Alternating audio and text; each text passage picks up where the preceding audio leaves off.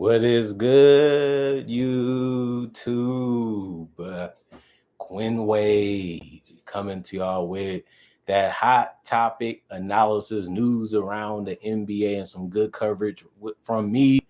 We're going to talk about the biggest topics today and a little bit from yesterday, and it should be fun just for that reason.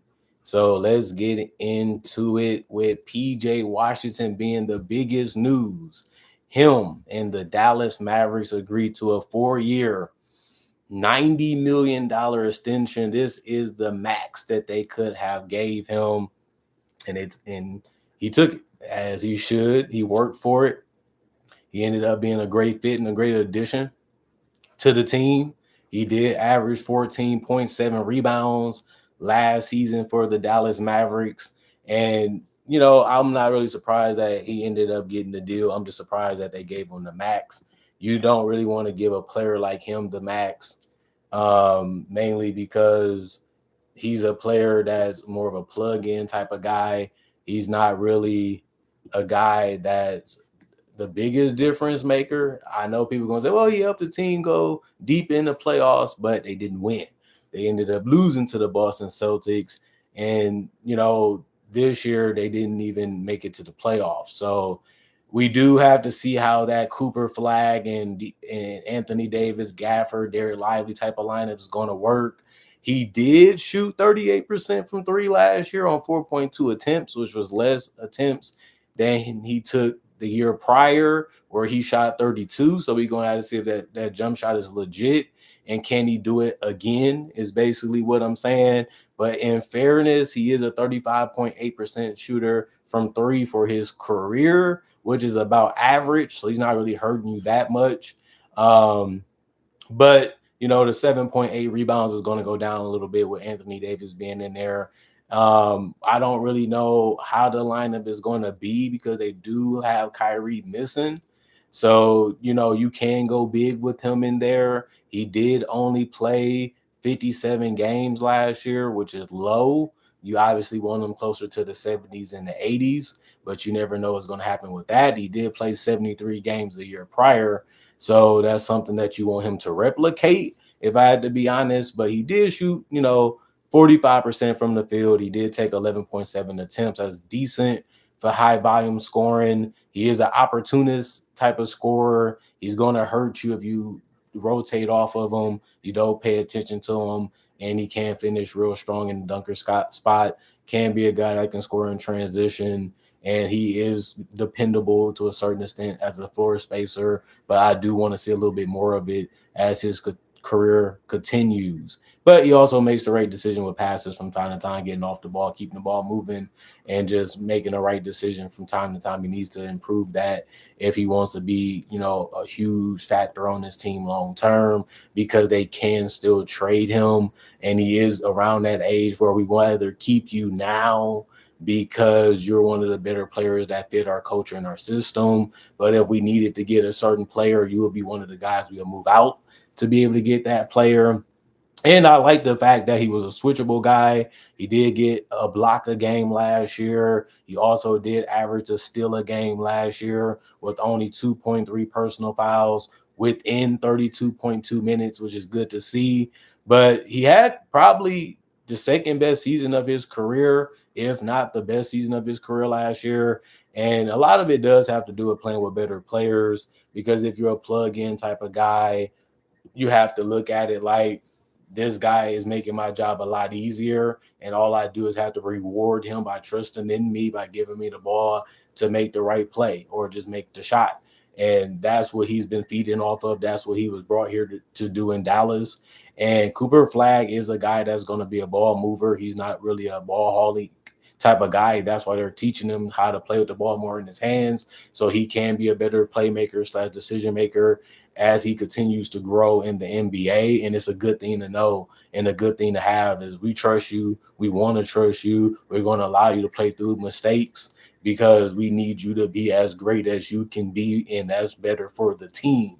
And I think PJ Washington is going to be a beneficiary of that for that particular reason. He's going to be open a lot, and they're going to give him a lot of shots. He just got to eat and feast that way And if he does, this contract will age beautifully because the salary cap seems like it's going to be going up.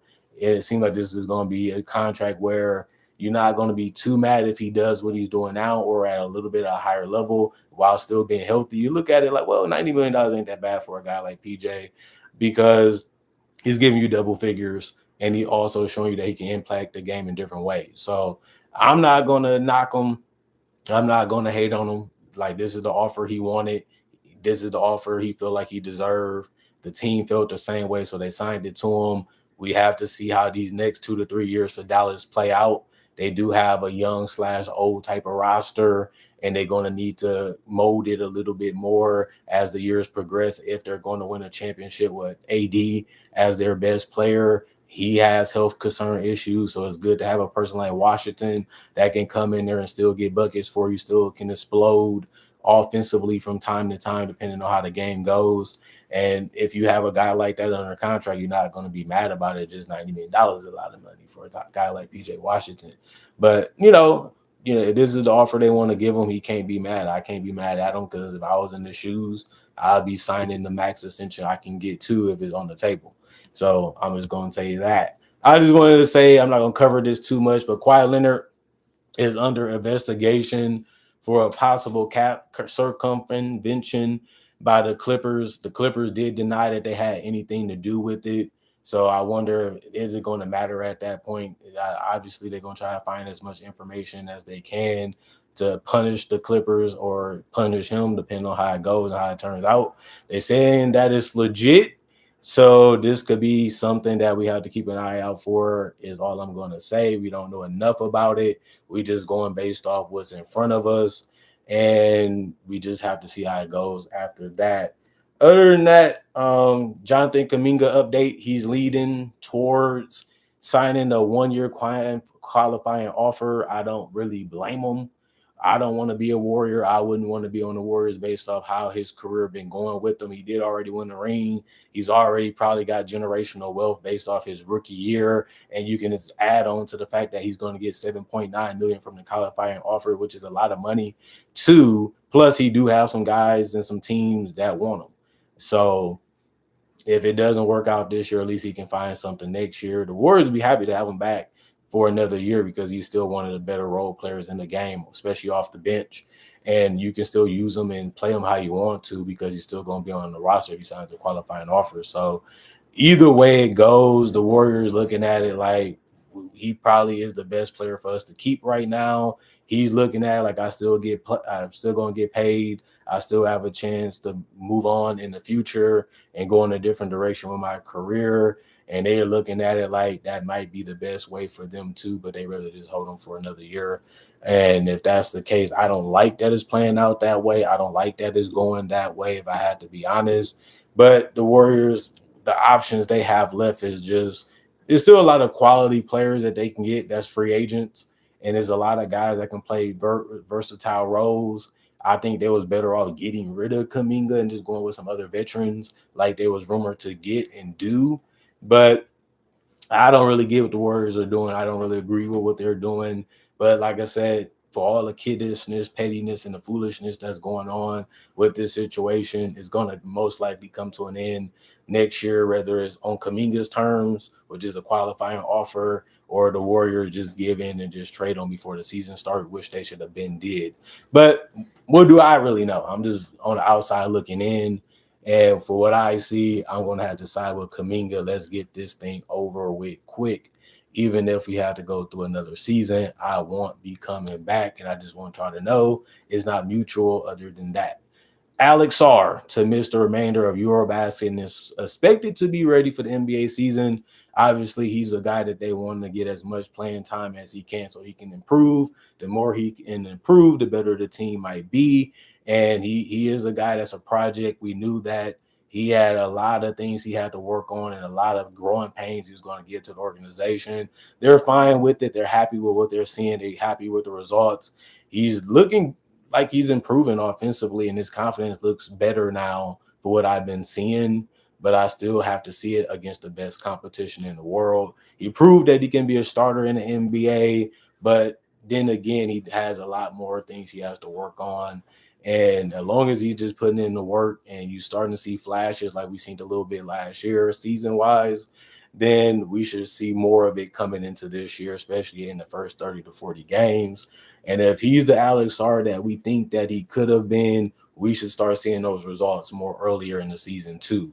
So, he did put up some okay numbers last year, and I do expect him to grow and improve, especially with some guys moved off that roster in the offseason and before the season was over. So that means his role and his opportunity should go up. Let's see what he does with that. Jared McCain, a guy that had a fantastic rookie season before he went down, he's on pace to return to the Sixers by training camp. They need him. He's a good playmaker, a good scorer, and he's a guy that understands how to play the game the right way. And they need as many good players as they can get. And I'm happy he's returning. He was probably my favorite rookie last year. To be honest, he showed a lot of flashes of being a quality starter for a long time.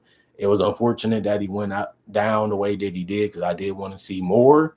But hopefully he can do that this year and help them make the playoffs and make a good run since the East is a little weaker at the top and they have a whole lot of talent when it comes to names. Hopefully Nick Nurse can figure out how to get them all on the court and get back to winning and get them back to being a team that's great on both ends of the court. And hopefully they be more healthier than they were last year so we can see what this Sixer team is really made of.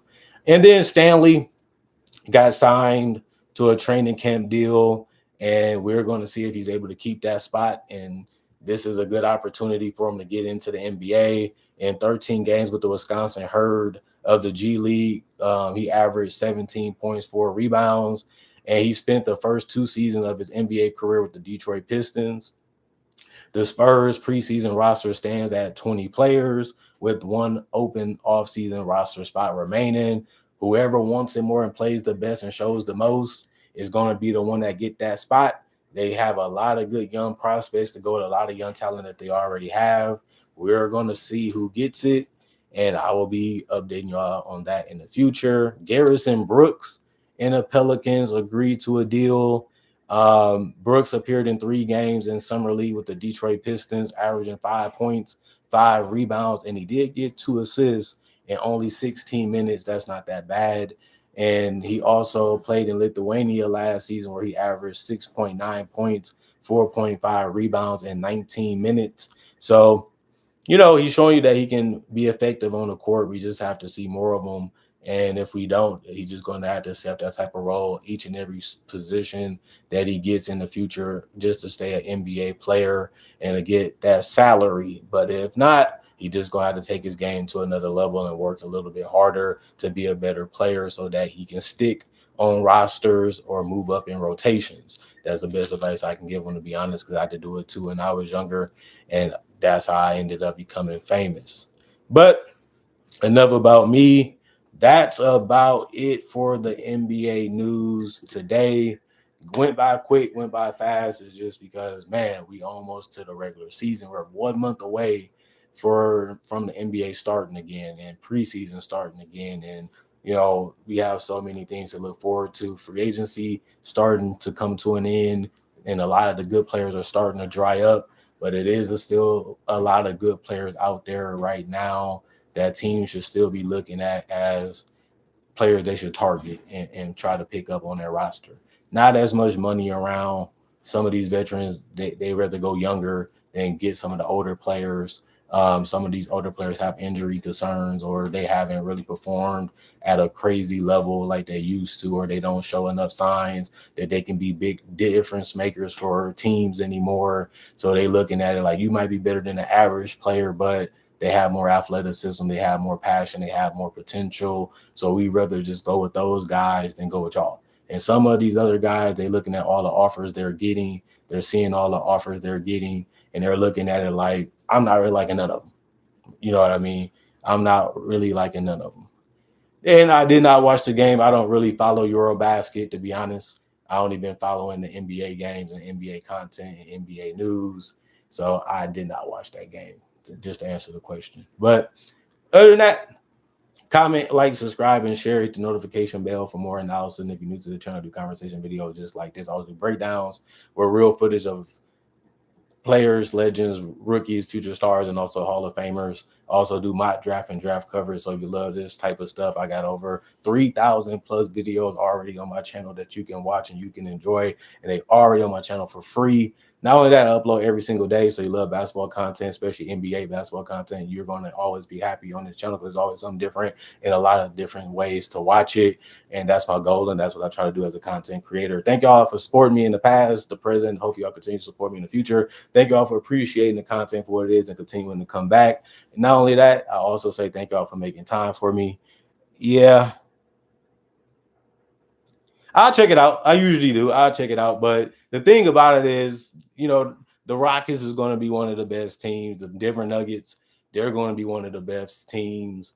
Obviously, the Thunder is going to be one of the best teams. So it's going to be a fun battle in the Western Conference. Whoever comes out the Western Conference, they're going to be beat up. They're going to be tired, but they're going to feel like if this is the worst, we should be getting the best after that. But Shingun is really going to continue to grow. You know what I mean? He's going to continue to try to build his confidence up. That's why it's good for him to play in Eurobasket, for him to get more comfortable, for him to show no more moves, for him to gain more experience. That's all important for him because he is still young and he is a young all-star. And now he probably wants to be even better and he sees the opportunity. And this is one of those games that you just said where we look at it like, well, this guy time is coming as a center.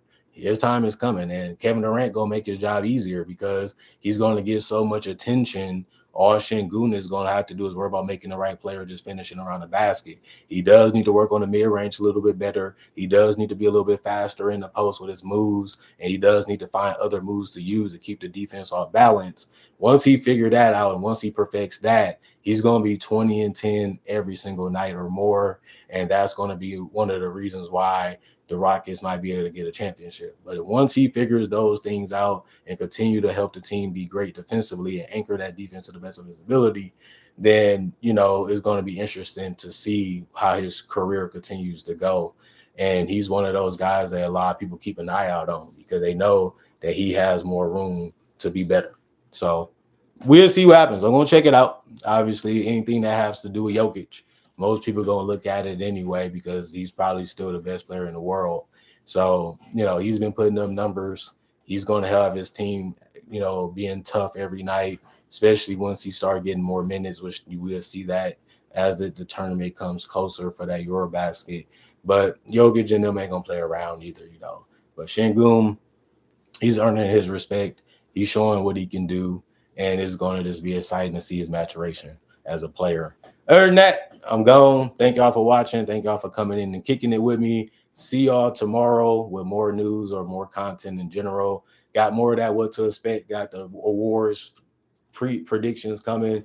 Also got rundown coming, rookie analysis coming, rookie breakdowns coming. I know y'all want to see that Cooper Flag. I know y'all want to see that Dylan Harper. I know y'all want to see that Ace Bailey. I'm going to give them a couple games in the regular season and some preseason, and then the breakdown is going to come out with them too. And that should give y'all something to look forward to watching and looking forward to seeing. And I'm just happy to give y'all tributes on some legends. I'm just trying to give y'all as much variety as I can as a content creator to show that I'm going 365 if I have to. I done did 400 plus days already on this channel. That was tough to do, but I was able to accomplish it, and it was a fun thing to do. And if I had to do it again, it's going to be hard and difficult, but if I got to give y'all videos for 400 plus days like I did before, I'm willing to do it. It's fun. It's enjoyable. And I know you guys want to watch it because I seen it back then, and I might have to bring that mentality back now. Other than that, I'm gone. Y'all stay blessed up. Peace out. See y'all later.